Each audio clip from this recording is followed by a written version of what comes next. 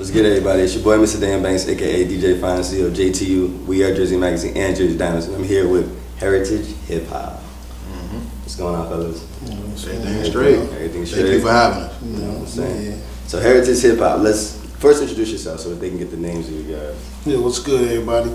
Y'all already know this is Big Q here, Fatty's Place on all social media.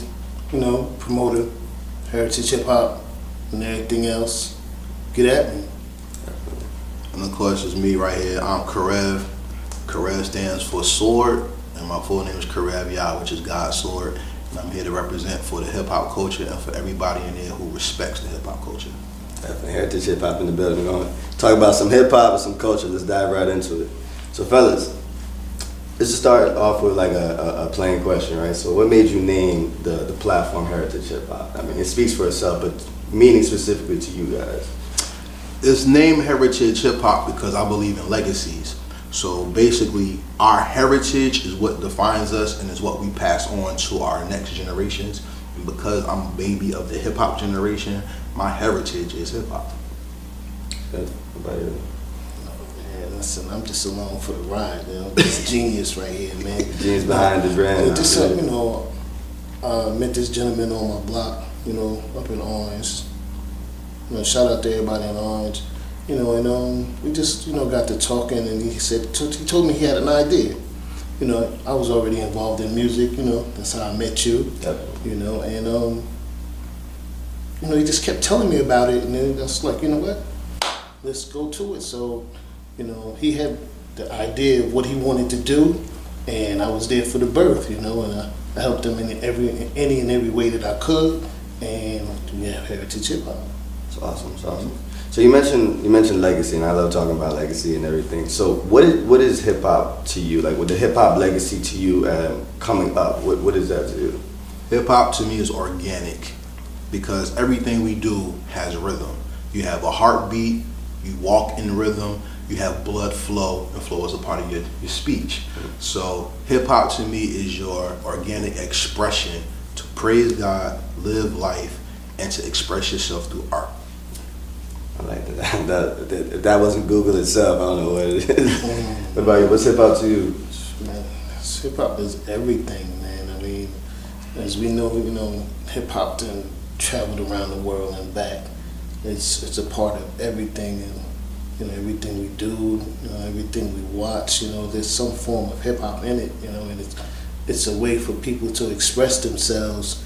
You know, preferably in a more positive light. You know, while educating people on the negative.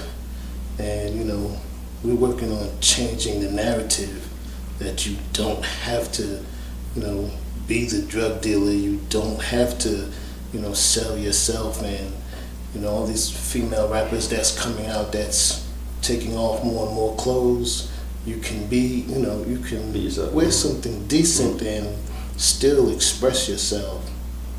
But, you know, it's just an uphill battle to fight it, but, you know, you guys are representing, definitely.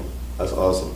So you guys are already representing the culture and everything, and on your platform, you guys bring a variety of people. It's not just artists. We at Jersey was actually featured on their platform, which was an amazing interview, by the way. But how do you go about picking the people that you want? Or the artists, the entrepreneurs, and just the culture in general? How do you pick them for your platform? We don't. We have an open door policy. Okay. So if you want to get on, I'm not a label, I'm an educator. So first and foremost, you ask me what hip hop is. So if you look at hip hop today, hip hop is more than the music. Hip hop is, when we say a culture, you have to define what a culture is. A culture has to have a belief system, it has to have a flag, it has to have a set of principles, and it has to have rules. And one of the rules that I think people dismember from the tree of hip hop is entrepreneurship and business entity. Yeah. And so Heritage Hip Hop is not just come get an interview, come get an interview. We help people clean up their credit, we help people form LLCs, we help people with business structure and business outlook. So part of the gift that Heritage Hip Hop is yes, we'll give you an interview, because most of the artists we've talked to, some of them haven't even done interviews yet. And I give a very in-depth, punctual interview. Really? Because I don't want to be the person who says, what's your favorite color? What do you think about this person? No, I want to know about you, because what's going to connect you to your fan base is your personality and your gift. So understanding that, maybe there's more to you than just singing or rapping or making beats. Maybe there's other things that you can do that can help you fund your career and also elevate you to know the other parts of the game that people of color especially have not been opened up to in their lives. Exactly. So my main thing is what has hip hop done for you guys in your personal lives? You want to take that first? And Yeah, personally, go. as far as hip hop, I mean, it's afforded me the ability to take care of things that that otherwise I would have to basically be working a 9 to 5. I mean, I never liked working a 9 to 5, and I always did something for myself, and I just, transitioned into the music situation, and, I don't want to work for anybody. I prefer to work for myself, and I also, as Karev said, like educating people, we turn artists into CEOs. Like that. That's good. For me personally, hip hop has been my key to mental and emotional health. So I don't have the typical story like everybody else growing up, you know what I'm saying? And hip hop is always about inner city pain. For some people, it's about fitting in. For me, it was a mix of both. So personally, not to go too long, what it did for me is it helped me understand the bigger picture, and that everybody has a story and everybody has a right to tell their story. So it helped me understand that what I see is not the world by itself.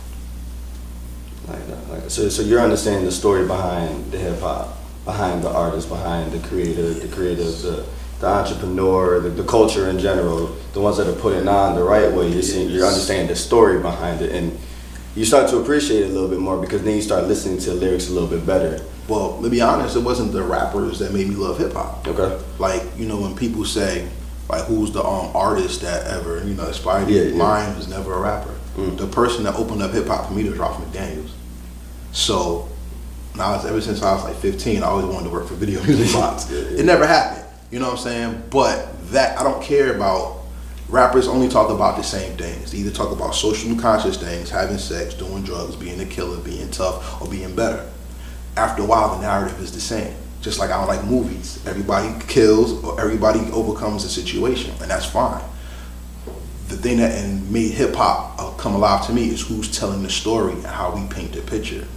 I'm also, like I said, when I talk, I study a lot in life. So personally, I like in school, I like history, because you always got to hear how the winners won, but you never got to hear the losers' take on it. And one story that I learned back in the day that puzzled me was, you ever heard the story of Jack and the Beanstalk? Yeah. Did you ever hear the version of the story where Jack was a girl, and it was classism that made Jack fight the giants, and the giants were the heroes, but Jack was the villain? Yeah. That opens me up. Stuff like that intrigues me. Definitely. So telling the story, I think, is more important than just hearing the story. Absolutely. And like you said, you're an educator. You guys educate all these wonderful, African Americans and just anyone in general, but just anyone a part of the culture. Yes. You guys just educate them. And so what I want to know is, besides doing your research and everything, and like you said, you study, developing those questions, because what happens is, even when we were on the platform, we were challenged too, and it was an in-depth conversation. Can't wait till that interview come out. But to be able to just be, to be culturally educated and educating the person that you're talking to the point where they have to really sit there and be like, okay, like, how do you go about that process of just, I know it's giving a little bit, No, it's not. behind, what you do, but. I'm going to give you the key to how my interviews go. I talk to God first. Okay. Before interview, I have 100 to 200 questions already prepped. But I use probably only 20% of my questions, because the key to having a good interview is to vibe with the person you're talking to and not give them filtered questions. So if I notice your body language, or I notice certain things you pick up, I'll say, wait a minute, you just took me off. Let's talk about this. Yeah. And that's what makes the interviews come alive. I do research. I mean, I want to know where you're from, We talked about school, you know what I'm Yeah. saying? But not only that, and not only is it your music and what you're talking about, it's also how your personality comes across. Because there's things I'm like, oh, I forgot to ask this. Yeah. But if the interview's real good, but where it is, then we did exactly what it was supposed to be.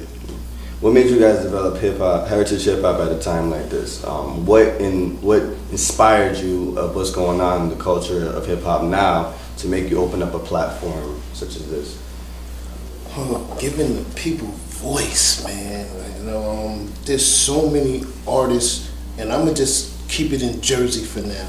There's so many artists in New Jersey that I don't know, and I really don't appreciate that. We'll link with some people, like, it's an individual in South Jersey, and they have a whole different set of artists, and I'm like, I want to get to know all those individuals out there, and in North Jersey, and Central Jersey. I want to know all these artists. I want to hear their story, because we've heard some amazing stories. All of the stories are amazing, and all of them are different. Similar in some points, but all of them are different, and we want the world to hear it.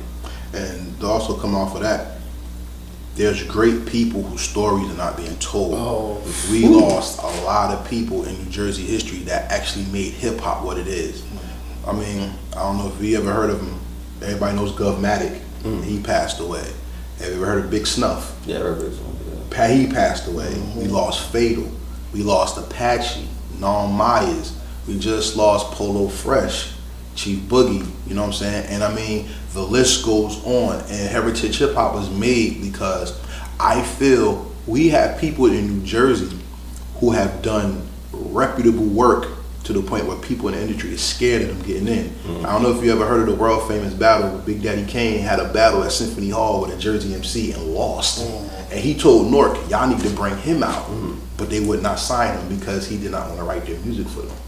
Now imagine Big Daddy Kane having a writer for instead of, he didn't want to write Biz Marquis stuff anymore, so they had a rap off to see who's going to take over that job.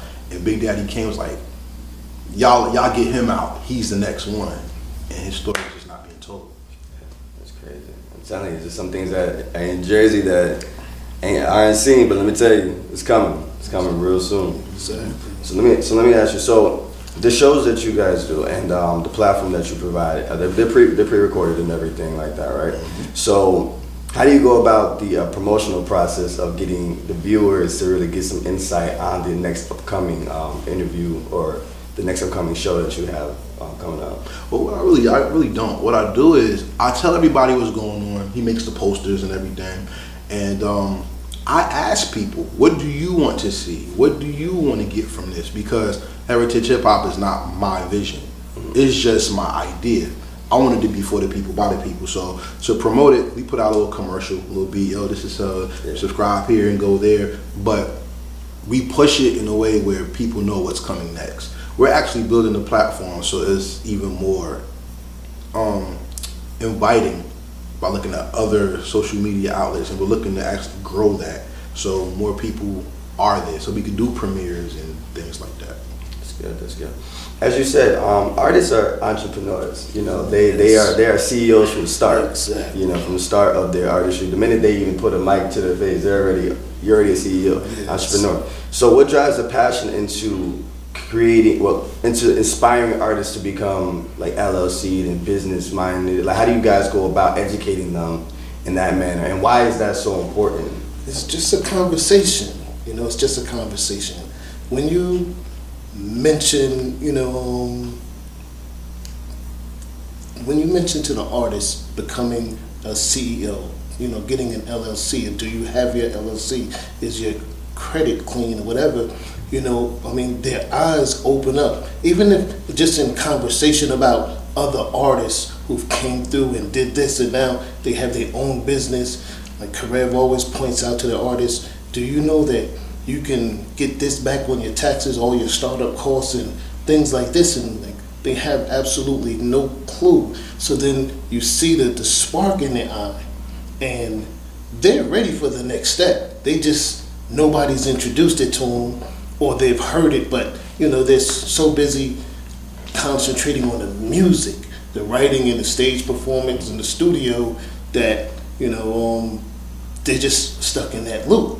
So that little nudge, just mentioning it in conversation, and the next thing you know, the ones that are really passionate about it, they'll take it and they'll run and they'll do exactly what they need to do to get to the next step. Absolutely. What's that? Anything you want to touch on with that? The average artist is worth $2 million as soon as you touch the mic. You don't know your worth because no one ever broke down to you what you're worth. Exactly. So they'll rush and make you sign a contract to take away your value rather than add to your potential. So by being your own artist, business, label, sign yourself, when you go to these meetings to have your business done, the distribution, etc., instead of you coming to them with a handout, you're coming to them with a pen and a pad as a partner. You establishing yourself makes you marketable, and also it makes you a controller in your, not only your potential, but your venture. Pay attention. Pay attention. So fellas, again, I don't want to get them too much because I'm telling you, this is some juice. But what do we see Heritage Hip Hop taking off within the next couple of months?